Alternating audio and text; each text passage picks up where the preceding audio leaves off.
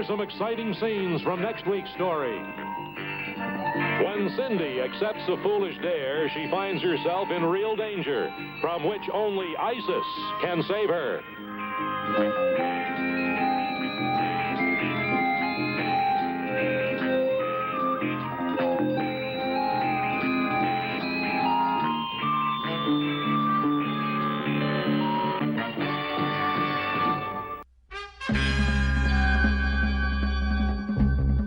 "O my queen," said the royal sorcerer to Hatshepsut, "with this amulet, you and your descendants are endowed by the goddess Isis with the powers of the animals and the elements. You will soar as the falcon soars, run with the speed of gazelles, and command the elements of sky and earth." 3,000 years later, a young science teacher dug up this lost treasure and found she was heir to the secrets of Isis.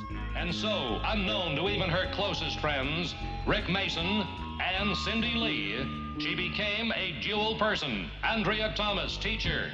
Almighty Isis. And Isis, dedicated foe of evil, defender of the weak, champion of truth and justice. This junkyard takes a different kind of guts. I don't think any girl can cut it. I can.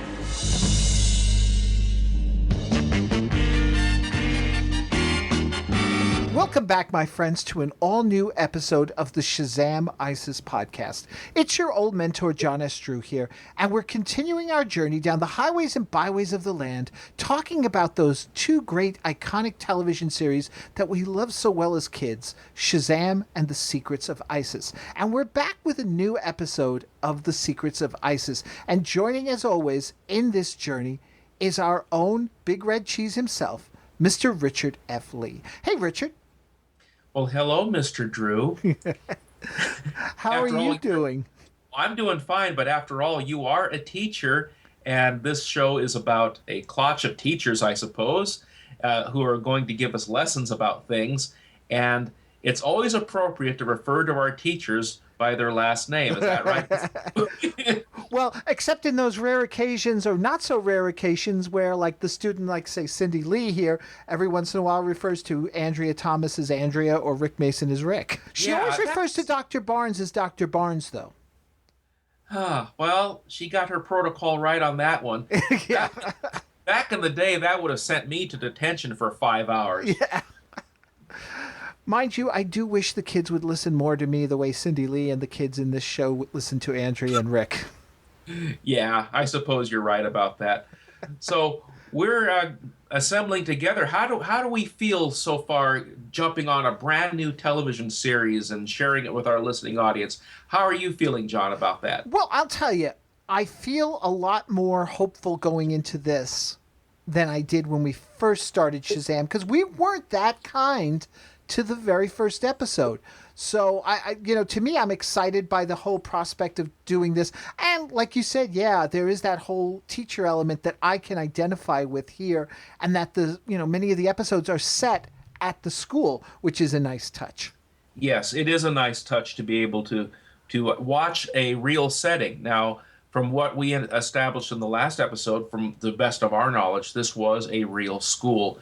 It was when they shot the ISIS show, they used a school that would have been out of session, obviously, for the summer. So I think they might have been under the gun when they started getting into shooting episodes in September. They go, we need to hurry this thing up. They're going to have students here pretty soon.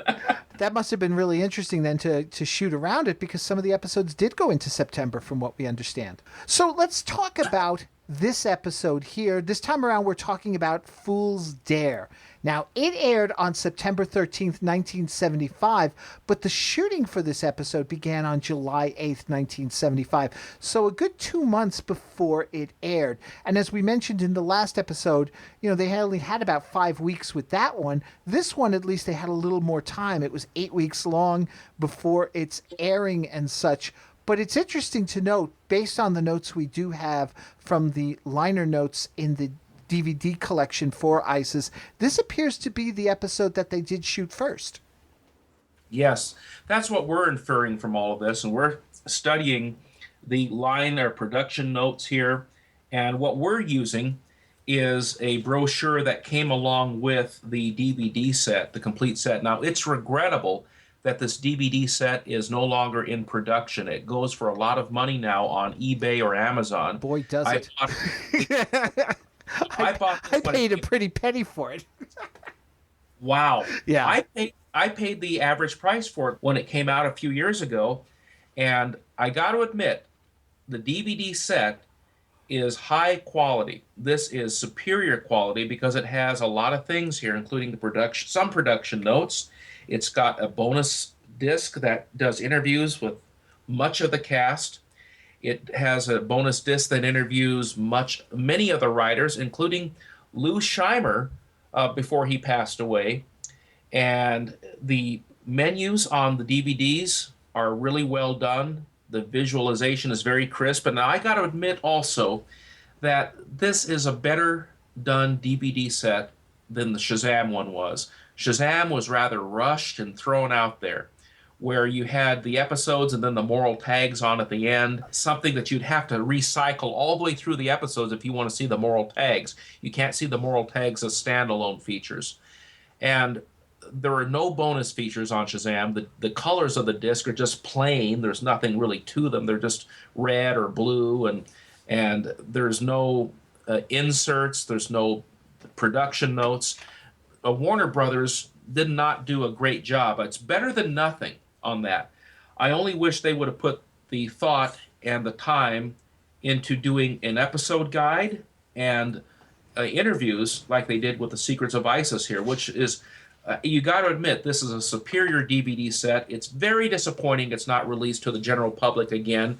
There's a market for this, and somebody somewhere should get this restarted. This is only a few years old, John, and for whatever reason, the company that made these went out of business, and they're not making them anymore. They released a lot of Filmation shows, including Arc 2 and Ghostbusters, and those are no longer in production, unfortunately.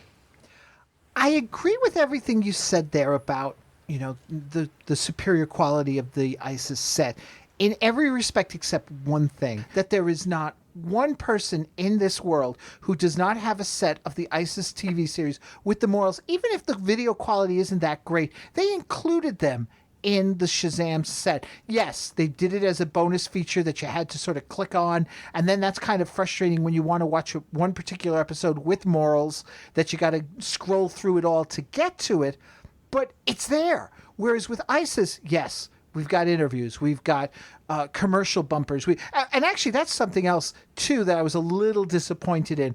I kind of liked on the Shazam set that when they go to break, they have the commercial bumpers for each of the breaks. Whereas with ISIS, sometimes even when you go to Act 1 and 2, they don't fade out. They just cut right into Act 2. It's a little choppy.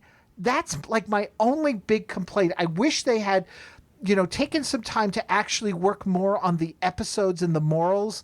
To me, the bonus features are nice, but you're only going to watch them maybe once or twice.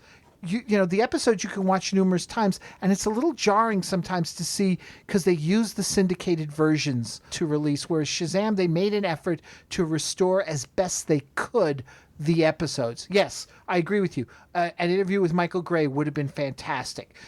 Stuff from Jackson Boswick would have been fantastic. Maybe a photo gallery. Yeah, now, in all fairness, Shazam is complete. It does have all the episodes. It has those bumpers in the middle. It has the morals at the end. It is complete. ISIS does have the shortcomings of not having necessarily bumpers, and it didn't have all the morals intact, but it was a far more interactive menu at the very beginning, where you have Joanna Cameron uttering the magic chant, and then you can click on which thing you want to do, divide up by chapters, and go into a particular scene in the episode and have a commentary. These have commentaries. That's what I like about the Secrets of ISIS DVD set.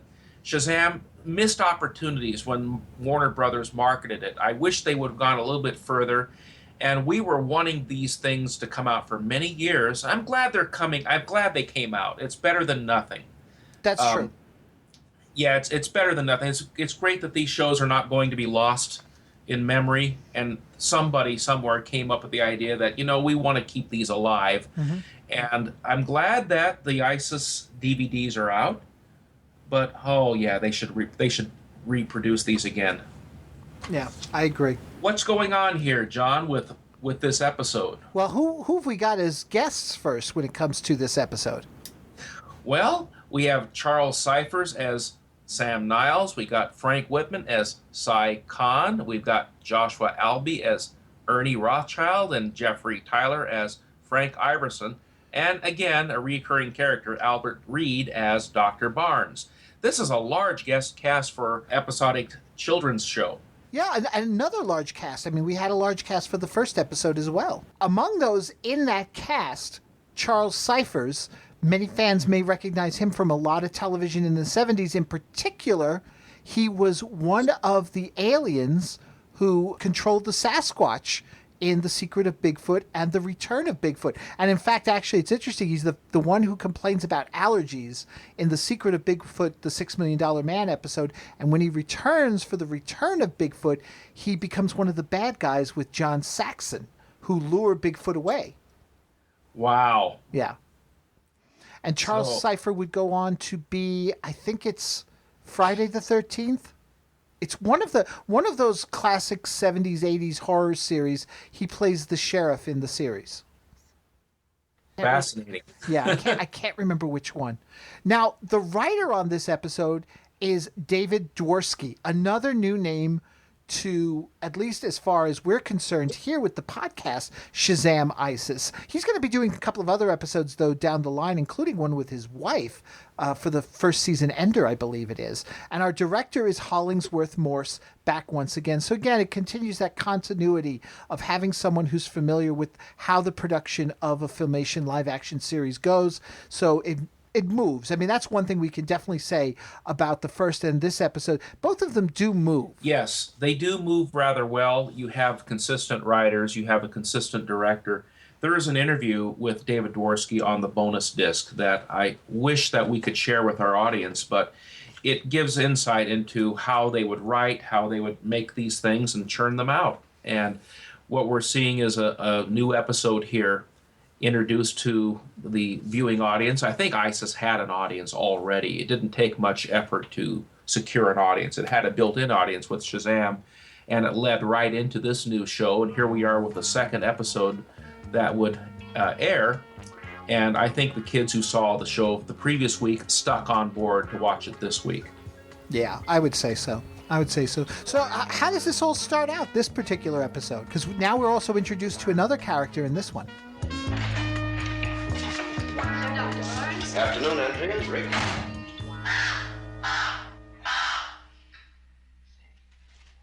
Oh, and good afternoon to you, Tut. It's Tut for the very first time. Now, I like this character of Tut, but I don't understand this, John. Why would a bird be in a high school class without being in a cage? It's the 70s. They did things differently. Yeah, no seat belts, no cages for birds, you know. What's this? A bulletin from the police department. Oh, my unpaid parking tickets have caught up with me at last. Reward for information leading to the conviction and arrest of any car thieves. Stolen cars? A lot of them. 9 cars stolen in less than 2 weeks, all in this area. Police must be desperate for information. Too bad ISIS isn't around at a time like this. Well, that's right. Now, as originally planned, this show, The Secrets of ISIS, would have been a detective series set at a mid-state university.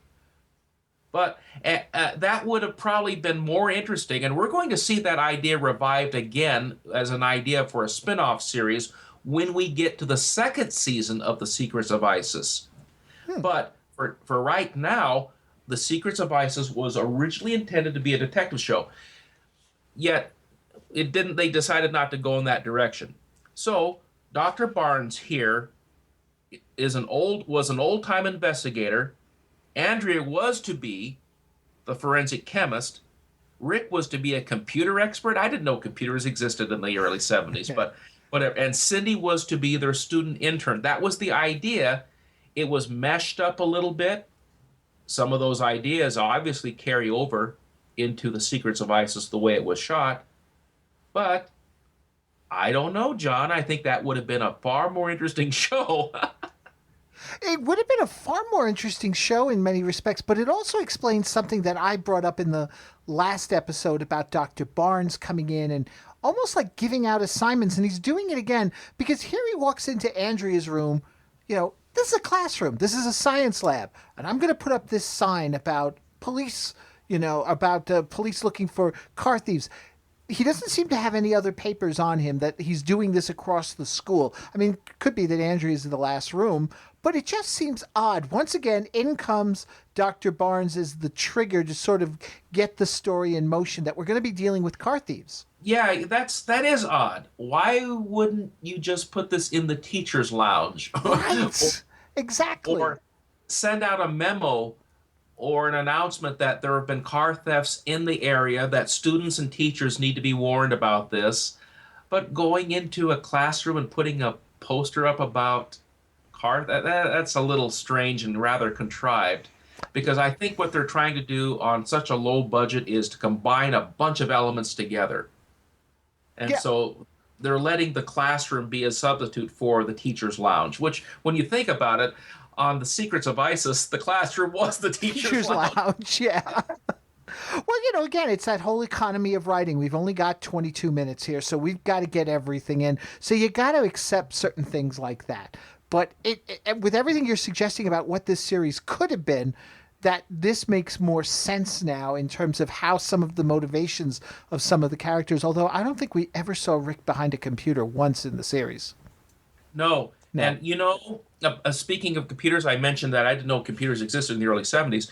If you watch old 1970s TV shows, Universal Studios, which had a pretty good budget, had a early version of a desktop computer that they probably carried from set to set. Mm-hmm. They used it in an episode of Kolchak the Night Stalker. They used a desktop computer on episodes of The $6 Million Man. These were ancient, but you can recognize them. They had huge monitors. They had a keyboard, no mouse. They were all on a DOS system, but they're recognizable. It's as though television producers and writers had the idea in mind that computers were going to be the big thing. Now, it's unfortunate that we never saw a computer monitor in The Secrets of ISIS. It would have been neat to see a character like Rick Mason be a computer expert. It would have been neat to see that, but I think that would have hurt the budget a little too much because, they have to either rent these things or borrow these things from a bigger studio, and Filmation just didn't have the budget for it. That's where your imagination really had to kick in. Yeah. Okay, so we've got that all set up there at the beginning. We've got the car thief ring going on here that we're being told of. And we cut to not the car thieves or even cars, but 3 bicyclists. We've got Cindy Lee riding along with Ernie and Frank, and they're racing. And Cindy manages to win the bike race, which upsets Ernie, because he's lost out to a girl. God forbid you lose out to a girl. The other guy, Frank, is like, hey, come on, relax. She won fair and square, but Ernie can't let this go. Keep that in mind. It's a quick scene, but it's going to play into everything, and it's going to lead into everything we've got going on here. So, in the meantime, Andrea Thomas pulls up to the public library and enters that. Now, the establishing shot shows the camera looking at the sign, Public Library, which is helpful, I suppose, and is especially good that if you're 8 years old and can read the words Public Library, that means that we're smarter than most people gave us credit for being 8 years old. So she pulls up to the library and enters it, and her car is spotted by 2 men who conveniently steal it. Yeah. Now, here's the funny part. She doesn't even bother to lock the car and roll up the windows in the first place. She was asking for it. Yeah, you know what? She kind of was. I'm sorry to say it, too. She kind of was asking for it. And the weird part, the car was red. It stuck out like a turd at a punch bowl. Okay? Remember this place, Frank? Yeah? Sure looks deserted. Frank and I snuck in once. What for? To see what was there. Of course, it's not something a girl would do. Why not? Well, boys are naturally curious. Girls aren't. Besides, it's dangerous. I don't think a girl could do it alone. Because I'm a girl, right? Yep. What's inside? Oh, there's a lot of old junk, some parts. Maybe even a few rats. Rats? Yeah, you still want to go in?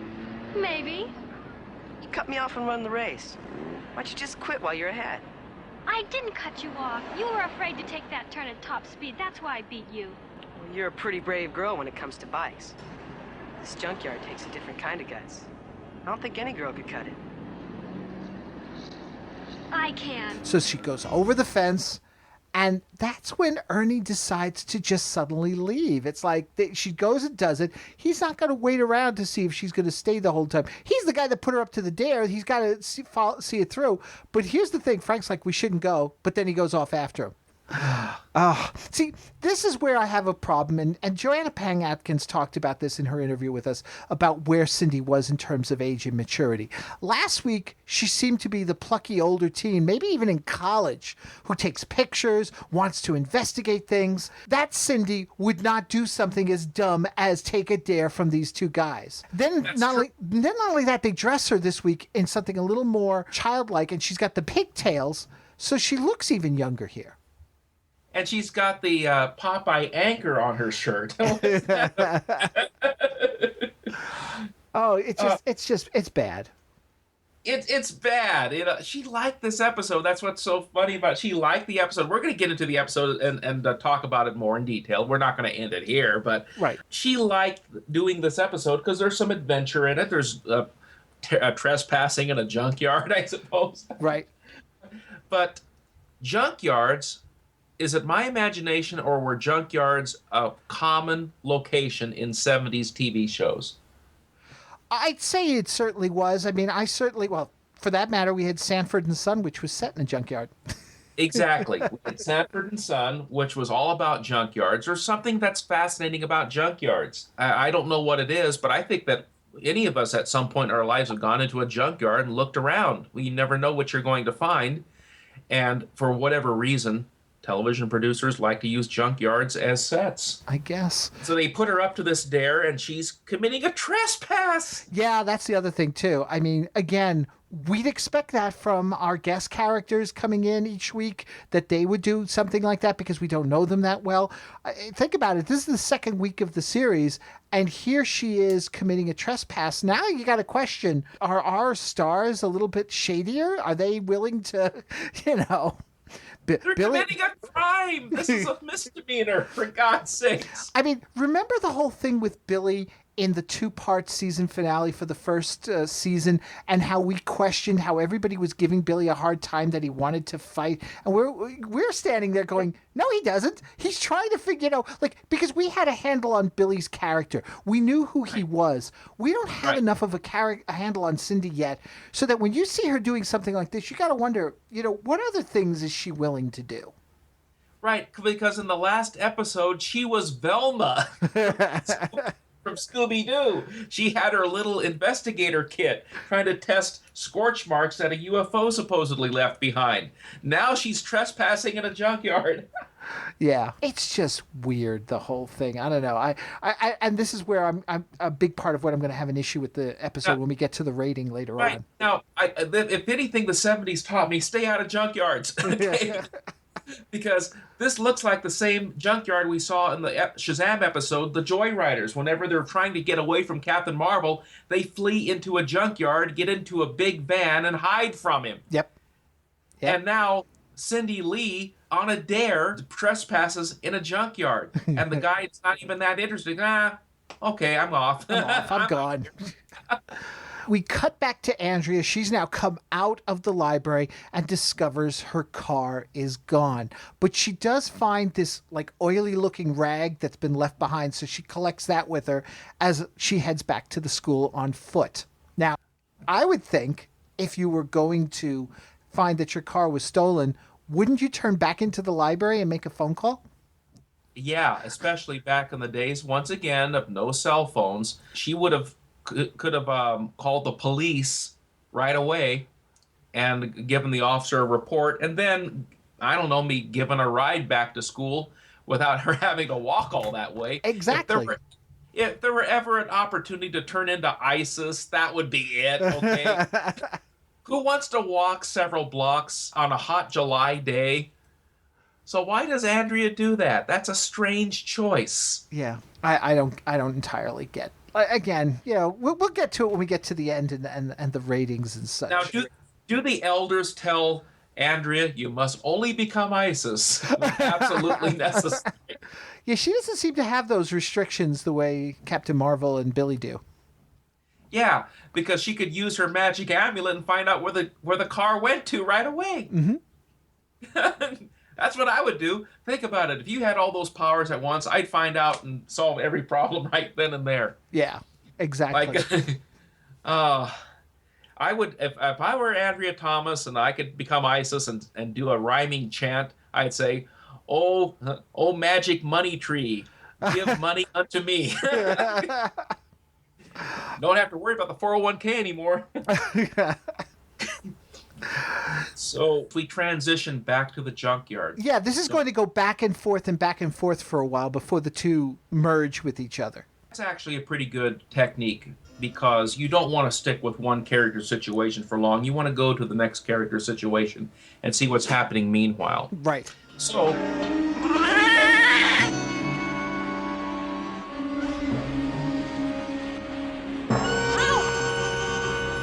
this is almost like the ending of The Empire Strikes Back where Luke Skywalker is hanging from the weather vane on Cloud City and he's, "Help me, Leia, help me."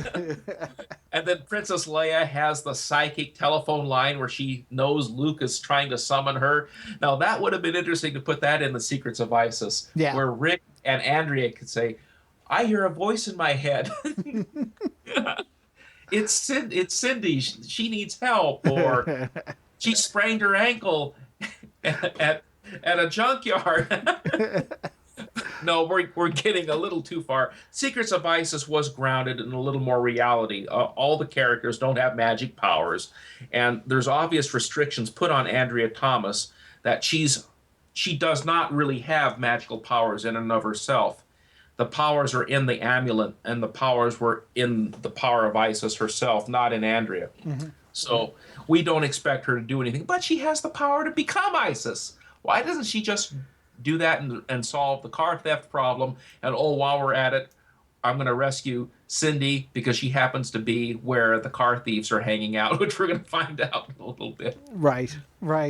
So we cut back to the school, the classroom in particular. Andrea has finally returned to the classroom to a very annoyed Rick, who's managed to do all the grading on the papers they have without her. But she explains that her car was stolen, and she has a clue in the oily rag, which she puts under the microscope. More detective work. Yep, exactly. More like a forensic scientist would do. Exactly. Yeah. And so now when she looks into the microscope, remember, she's taking off her glasses. and Rick Mason's right next to her. Yeah, whatever. Well, like I said, ponytail. That's it, ponytail. Plus, not only that, she's not really looking up straight at him, like into his eyes and such, where he'd be like, "Wow, you look kind of like, Isis." No, she's not. But there is a logical in-universe explanation for some of this stuff. Yes. Now, I can't say it's an in-universe explanation for Isis, but there is supposedly out there for fans of Superman an in-universe explanation for why no one recognizes Clark Kent as Superman. It's because there's some type of hypnotic thing that he does to people so they don't recognize him. I don't know. Somebody out there who's been following Superman very closely could maybe fill us in on how he has the powers of hypnosis to blind people from recognizing him. I think that's what Andrea Thomas does. Or, in the case of Andrea Thomas, when she becomes Isis, the magic of her transformation has an effect on everybody around her so they can't recognize her at all. That's a possibility. Yeah. Yeah. And of course, with her abilities, we're going to see Isis in the future in another episode where she appears in multiple places. Mm-hmm. Now, she could appear as herself and appear as Andrea at the same time, even. So, problem solved. That wouldn't be as fun as what we know about the classic Batman 66 episode where Batman and Bruce Wayne appear at the same time, only the doppelganger for Batman is a robot in the Batmobile's driver's seat, which manages to fool King Tut. Right. But here, at least, we can establish that, okay, Andrea Thomas Isis, we and the audience know they're the same person. But to all her friends around her, they don't think that she's the same person. They think that it's just coincidence that she's never around when Isis is around, a repeated gag that we're going to hear throughout the life of the show. But no explanation as to how she's able to do it. But we buy into the illusion. Right, exactly. At the junkyard, the thieves return with Andrea's car, and Cindy Lee sees them. Mm-hmm. Oh, so now she's in the right place at the wrong time, maybe? Yeah, and it's also, like I said, it's sort of working into bringing our two stories together, because this isn't just about, Cindy doing a dare, and it's not just about car thieves, it's about both, and it's sort of like they're going to collide together. And we get, and like you said, this is the nice thing about it, because it's like step by step, and we get the next step, because then we cut back to Andrea. Aha, acrylic enamel.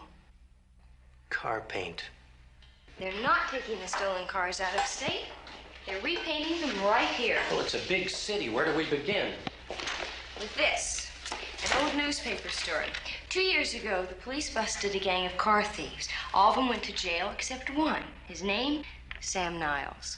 Where do we find him? It says here he used to work at a junkyard on 7th, around body shops, around wrecking yards. An artist with spray paint. Let's start looking. Can we take your car? Sure. If it's still outside. I read a lot of things in the paper. I read things online and stuff. Little things like that, those kind of details, don't stick with me very often. No, but Andrea is showing, as she's looking at the rag and drawing her conclusions or inferences or whatever, she has some kind of detective skills. Yes. And that brings us back to what we said a little bit earlier about this show was supposed to be a detective show for kids, kind of like a live-action version of Scooby-Doo. Mm-hmm. This does go over and beyond what Billy and Mentor were doing in the SUV or in the van. Yes. They weren't doing anything like this. They were just encountering people in trouble on the highways and byways and helping people find their own solutions and moralizing about what they ought to do. In this case, Andrea Thomas is on the subject of a real mystery, and she figures out on her own without the powers of Isis about what is happening.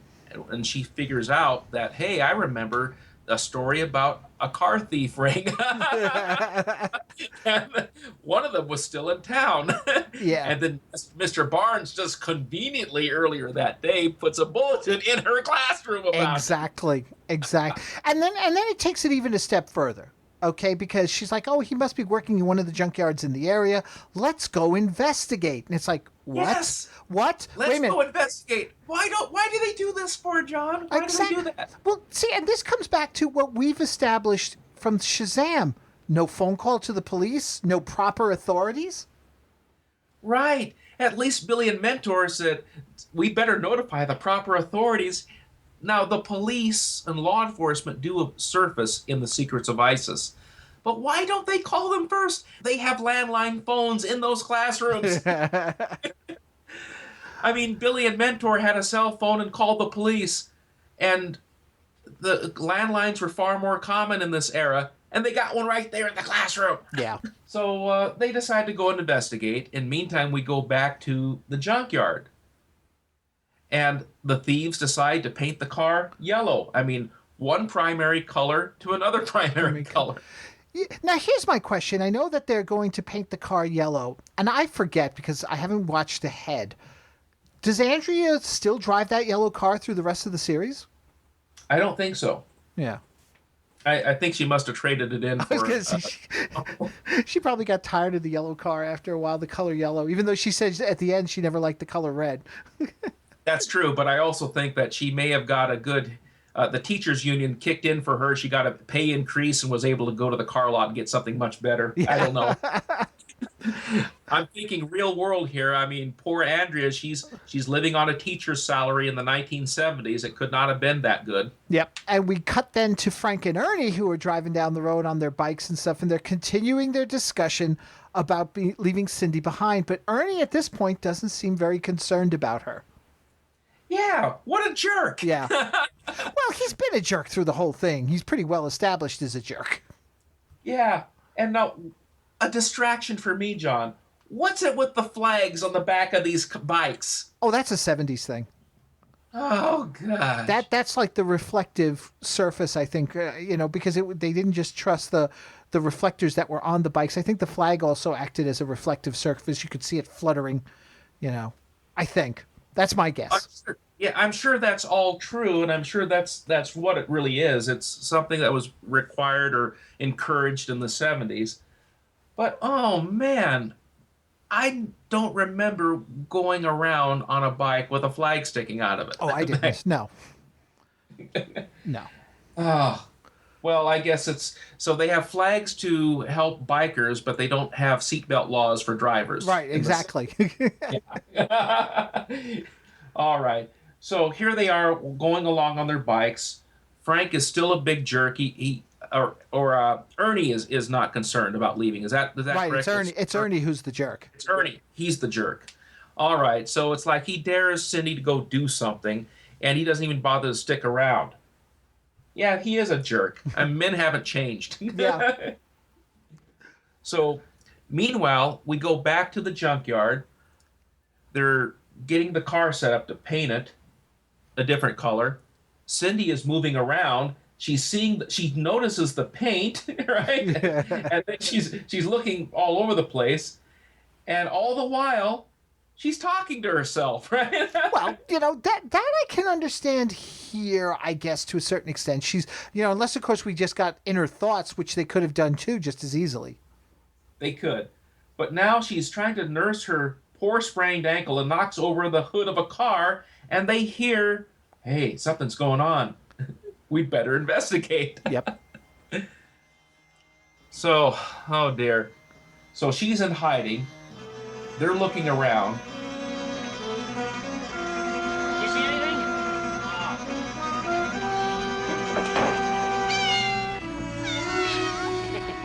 Hey, looky here. It's only Henry. Chasing a mouse or something. You think that cat is big enough to have knocked over that hood? Yeah, sure. No way. Now look, I want to keep on looking, huh? Hey, come on. No one's here. Forget it. Let's go finish the car.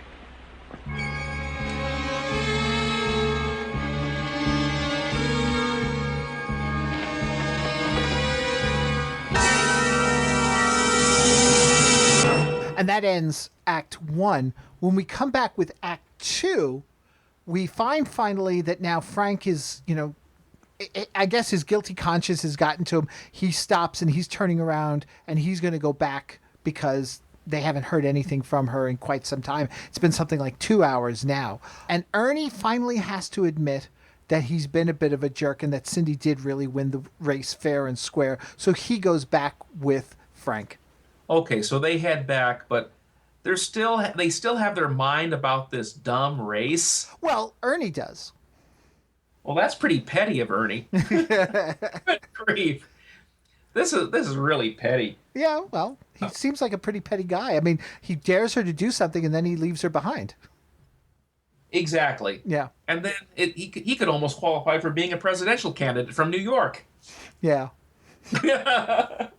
So, meanwhile, Rick and Andrea drive up to the junkyard, and the camera pans around, and it looks at a padlock.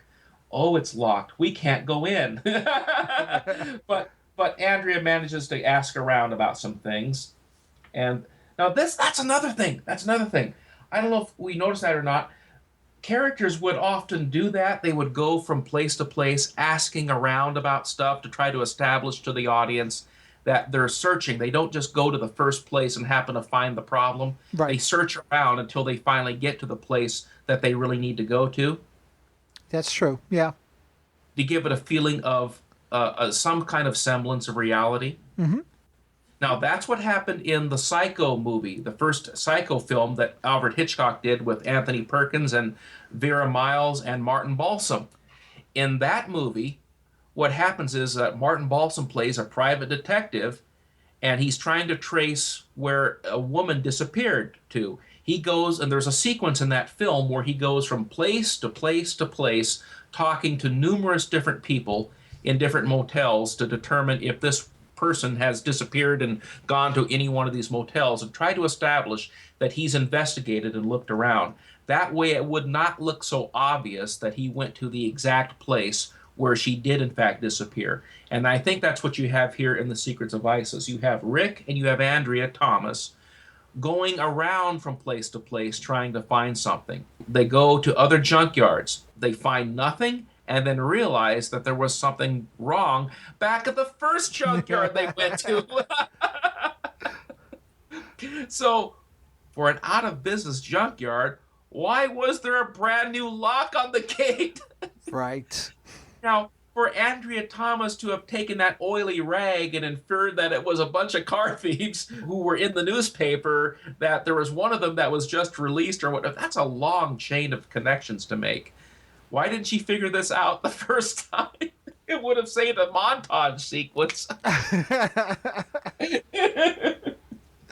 Yeah, I guess they had to put some type of realism to say that we didn't just look at one place, we looked at several places, and we inferred that this had to be the place to go back to. Right. I don't know if that's good for storytelling. It's good. I don't know if it was necessary for a kid show, but it was good. Right. Yeah. So, but what it does is, though, they decide to start heading back. Meanwhile, the boys are back at the junkyard, and they start calling out for Cindy, from the entrance, which alerts the thieves, and that's when Rick and Andrea arrive. What are you boys doing here? It's all my fault, Mr. Mason. Cindy Lee's in there. In there? What for? I dared her to go in about 2 hours ago. Her bike's still here. She's alone. She could be hurt. There may be someone in there besides Cindy. I'm gonna go around the other side of the fence and scout it. I'm going with you. No, you find a phone, call the police. Be careful and wait till I get back. Come on, guys. Why didn't they do the reverse? Why didn't Rick say, hey, you go make the phone call, I'll be Mr. Hero here, and I'll go look for Cindy? Yeah. I mean, they needed it, obviously, because they got to leave Andrea alone so she can make the switch, but it's just too obvious. It's I don't know. She could have said, go ahead and look around, Rick. I'll call the proper authorities, and then she could have made the call and then turned into ISIS at that point. Oh, mighty ISIS.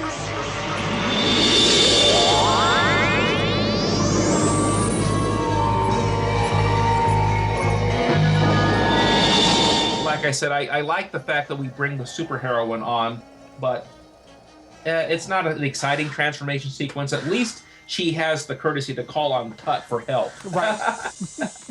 So she hops up and looks at the paint job on Andrea's car. Yeah. Like, it looks pretty good, too. They didn't get the oversplash. So the thieves see her, and they run for it. Now, ISIS pursues by running across the wrecked cars. That's kind of hard to do on those high heels. Exactly, yeah. I mean, you could get hurt doing that kind of stuff. So she finds Cindy and then moves after them. Now, she uses her scarab and she can see them, but is not sure exactly where. ISIS, am I glad to see you? They almost caught me. Are you all right? Sure, but they're getting away. You stay here. I'll be okay. But good old Tut, he has his eye on them. Yep. See, these kinds of crows can come in really handy. Everybody should have one, John. You don't know, they can find car thieves for you. I can see they're here, but where?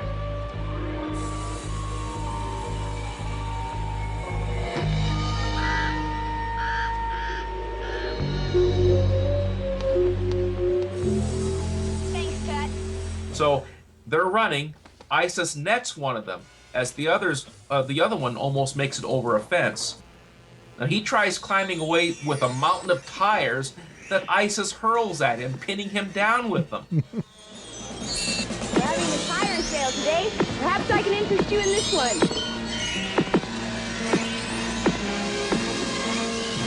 Or perhaps this one.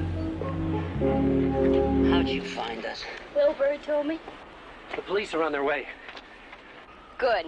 I don't think these two will be stealing any more cars for a while. Thanks for helping us. Where's Andrea? I think she's helping Cindy. I'll find her.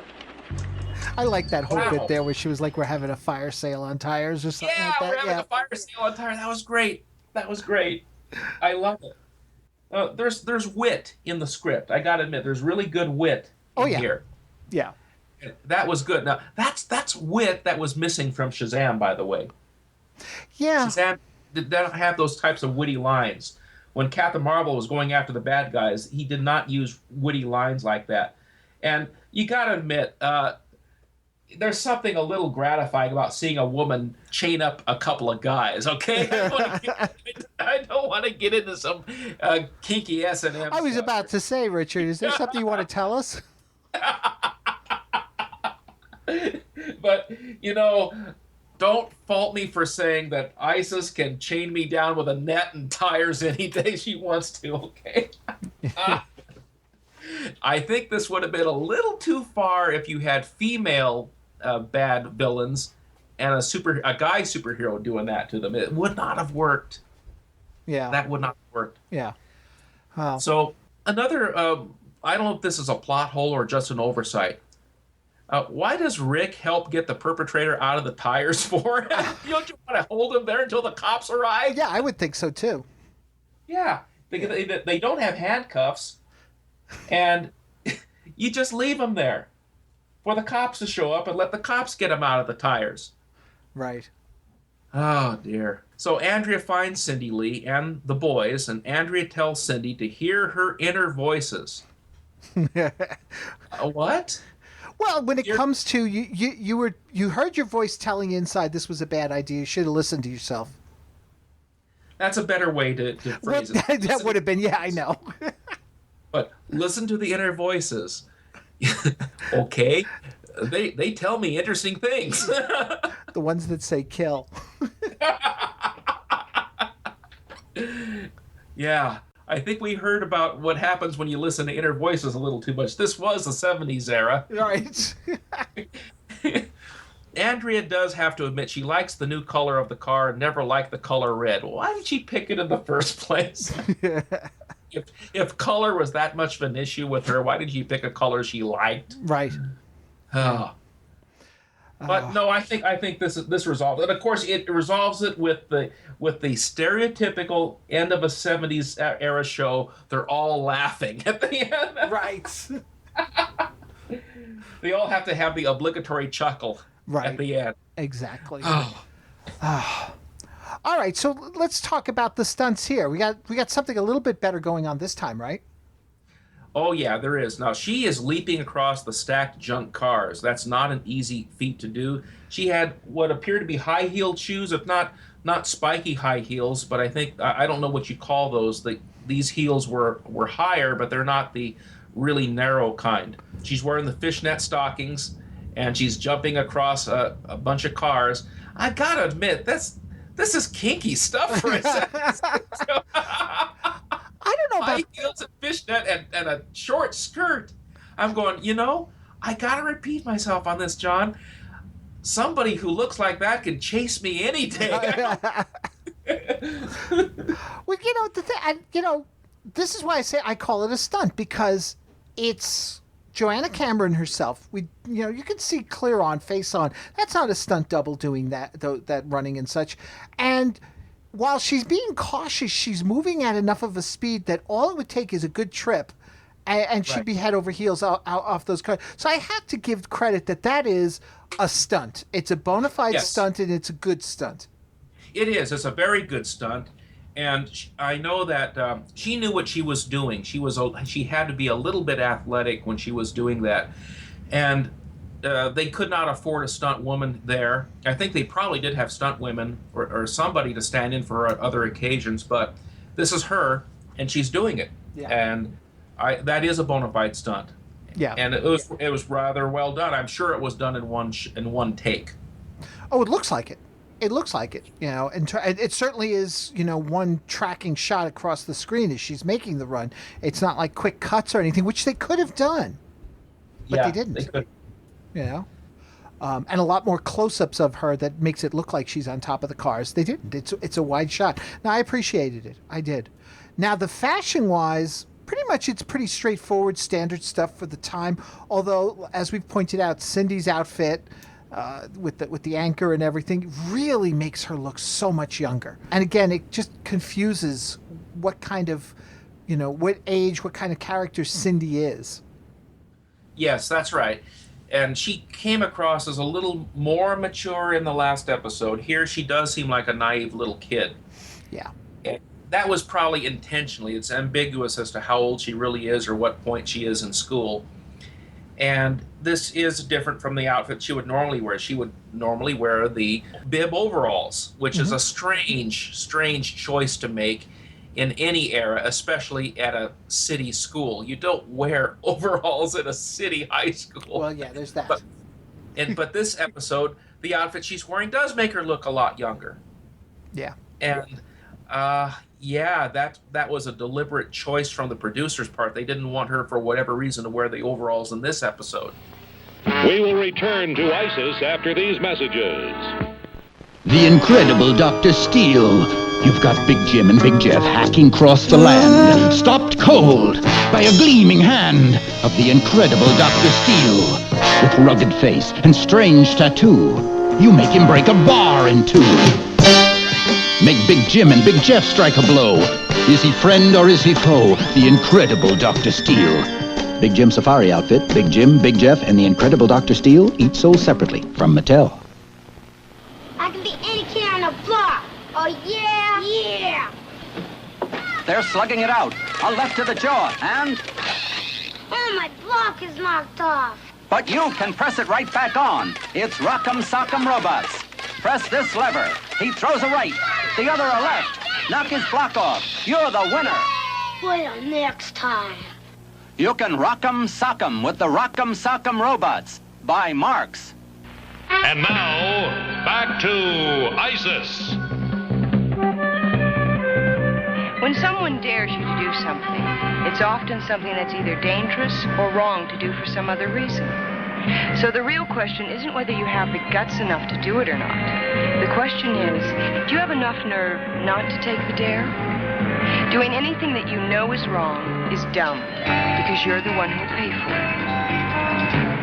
it. See you next week.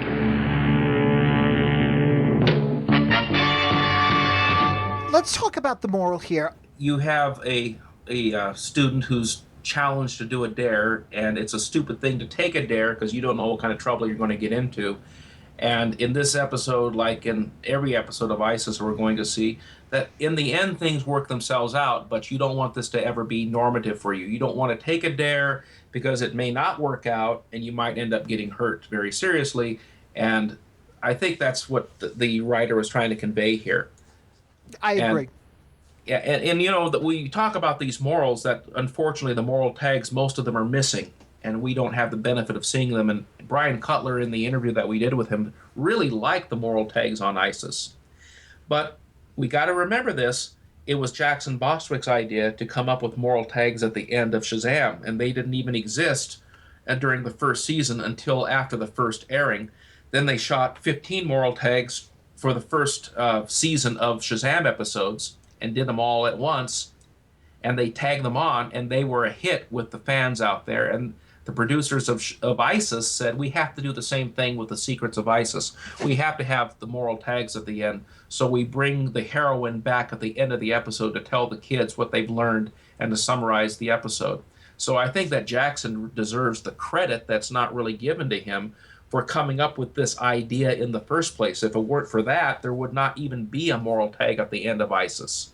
Yeah, no, I absolutely agree. And I'll say this much, too, because we always ask, does this episode hold up to today? Again, this is another one, just like the last one. It certainly does. I mean, the whole idea of listening to, that moral consciousness, all joking aside about the inner voice, but yeah, listening to your inner voice when you're like, this is wrong, you should go with that and not be giving in to peer pressure. Yeah, I think it does hold up. It's a good show. This episode was really good. We poke fun at it. We make fun of some of the things that look a little too much like Scooby-Doo, where they don't even bother to get a hold of the police right away. Right. And they go and investigate things by themselves, and like Isis or Andrea Thomas not even bothering to go into the public library to call the police and walking all the way back to her classroom when she didn't have to. With all those things, this is a good episode. Okay, so with that said, though, on a scale of 1 to 5 tuts, how do you rate Fool's Dare? I would rate it 5 out of 5 tuts because it had some ways of communicating the moral. It showed how, from the very beginning, how Cindy Lee made a foolish decision to take the dare, and at the end, everything resolved itself. The logic is a bit off, in my view, but I think it's a good episode. It's better than the first one. Now, you changed that, though, because before we discussed this, you were saying average. Yeah, and I don't know if this, because here we are looking at 2 episodes to start off with. You're right, I did change it. It has something a little better than maybe what we were going to see later, but I just like it as it is. I think that when I say average, I'm probably meaning that you're going to see the same themes carried over from episode to episode in The Secrets of Isis. You're going to see, just like in Shazam, somebody getting into trouble or having some kind of moral dilemma, and how they're going to get out of it, and how Isis is going to come along to rescue the person and to teach that person a lesson. So in that respect, it's average, but it is well executed. I will give it a 5 out of 5, just because the story does flow pretty good. Okay. All right, so you got 5 out of 5. I can't go that way. I mean, when we say average, I do mean average. This is a good episode. There's nothing wrong with it, but it's not a great one. I enjoyed The Lights of Mystery Mountain last week or a couple of weeks ago, more than this one. I think that had more going for it. I really have a problem with Cindy being, made to seem more infantile. It takes away from her character. So to me, in the end, I got to go with 3 out of 5 tuts. And something interesting I just also wanted to point out, in pulling up the script that's on the DVD collection for this episode, we said that the shooting began on July 8th, according to the liner notes. According to the script, the revised second draft was handed in June 30th, the week before. So this was a fast episode in terms of, in many respects, in terms of the writing from it looks like, in terms of writing to production, it just went by. And it does seem a little rushed in that regard, and that bothers me too. Yeah, it could have been, but for whatever reason, I think there's something good about it I like. I don't know what it is. Okay. I think the subject matter from Lights of Mystery Mountain was interesting for sure. Right. UFOs and things like that. Here you have more of a down-to-earth thing that is real. Car thieves and taking dares and sneaking into places where you ought not go, and you might find criminal activity, and you could end up being a victim of somebody. Right. It is more down to earth, but sometimes it depends on the mood that I'm in. I'm more for a realistic story. Other times I want pure fantasy, like the introduction of UFOs and Bigfoot. I don't know. All right. Well, it's still, in the end, it still brings it in as an average of 4 out of 5 tuts, which is a respectable rating. Yes. Well, next time, folks, Jackson Boswick is back for his final performance as Captain Marvel. Now, this episode of Isis was called Fool's Dare. Next time, we're looking at a Shazam episode called Fool's Gold. And I'm looking forward to this one because it's got Dabbs Greer in it, who's really good. So, folks, until next time, thank you so much for listening. Once again, Richard, thank you for being here. Thank you for having me, John.